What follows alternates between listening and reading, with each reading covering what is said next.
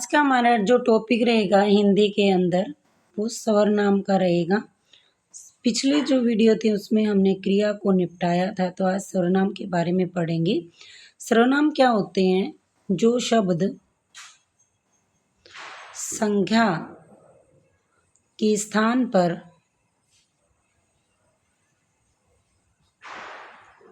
प्रयोग हो उसे क्या कहते हैं? सर्वनाम कहते हैं। उसे सर्वनाम कहते हैं। सबसे पहले आपको, जैसे उदाहरण लिया मैंने यहाँ पे, एक उदाहरण से आपको बताती हूँ। जैसे मैंने बोल दिया वह स्कूल जाता है।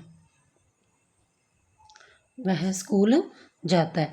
ये जो वह है ये किसकी जगह यूज हुआ है? संज्ञा की जगह यूज हुआ। अगर मैं यहाँ पे ये बोल देती राम स्कूल जा रहा है, तो राम है ना, राम की जगह मैंने मान लो वह यूज किया है, तो ये संज्ञा है ना, राम व्यक्तिवाचक संज्ञा है, और व्यक्तिवाचक संज्ञा ने किसकी जगह ली है? वह की। तो ये वह है वो क्या हमारा सर्वनाम है। आई थिंक क्लियर है ये बात। फिर हमारे पास आते हैं कि सर्वनाम के कितने भेद होते हैं। क्वेश्चन सर्वनाम के भेदों में से ही पूछा जाता है लगभग हमारा। सर्वनाम के भेद, सर्वनाम के जो भेद होते हैं वो होते हैं हमारे 6 भेद होते हैं सर्वनाम के। कितने भेद होते हैं? 6। सबसे पहला जो होता है पुरुषवाचक। पुरुषवाचक जो सर्वनाम होता है इसके बारे में बाद में डिस्कस करेंगे भाई, एक एक पॉइंट पे क्लियर करते हुए चलेंगे। दूसरा जो होता है हमारा निश्चयवाचक।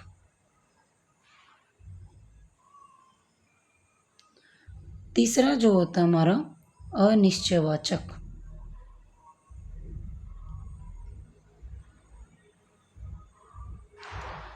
फोर्थ नंबर पे होता है हमारा पुरुषवाचक होगा, निश्चयवाचक होगा, अनिश्चयवाचक होगा, फिर आता है हमारा निजवाचक, फिर आता है हमारा प्रश्नवाचक, और छठे नंबर पे जो आता है वो होता है हमारा संबंधवाचक। ये अब हम एक एक का डिस्कस करेंगे भाई, कौन सा किसके बारे में कैसे है। सबसे पहले अगर मैं बात करूं तो पुरुषवाचक की बात करूंगी कि पुरुषवाचक सर्वनाम किसे कहते हैं। तो पुरुषवाचक जो सर्वनाम होता है दोस्तों, इसके आधार पे अगर मैं बात करूं तो पुरुषवाचक सर्वनाम के 3 भागों में आप डिवाइड लेके चलोगे। 3 पार्ट बना लेती हूँ मैं। सबसे पहला जो होता है वो होता है हमारा प्रथम पुरुष, फिर होता है मध्यम पुरुष, और फिर होता है यहाँ पे अन्य पुरुष। ये प्रथम पुरुष क्या होता है ये समझो आप। जैसे मैं बोल रही हूँ और आप क्या कर रहे हो? उसको सुन रहे हो। अगर मैं बोल रही हूँ, वक्ता, बोलने वाला, यानी बोलने वाला कौन होगा? वक्ता। तो यानी जो बोलने वाला है वो कौन होता है? प्रथम पुरुष। जैसे मैं, हम, हमारा, योग, मैं, हम, ये क्या होंगे हमारी? ठीक है, ये हो गया हमारा प्रथम पुरुष। अब आता है हमारे पास कि भाई अगर ये मैं और हम प्रथम पुरुष है तो मध्यम पुरुष कौन है? जैसे मैं बोल रही हूँ तो आप क्या कर रहे हो? उसको सुन रहे हो, तो आप हो मध्यम पुरुष।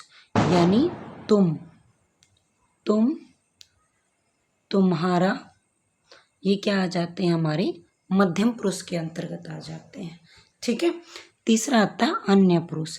अन्य पुरुष के अंदर जैसे मैं बोल रही हूँ, आप सुन रहे हो, लेकिन हमारे पास जो थर्ड पर्सन है वो क्या है? हमारे लिए कोई वैल्यू नहीं रख रहा उसकी, तो अलग है, मतलब बिल्कुल अन्य। ठीक है।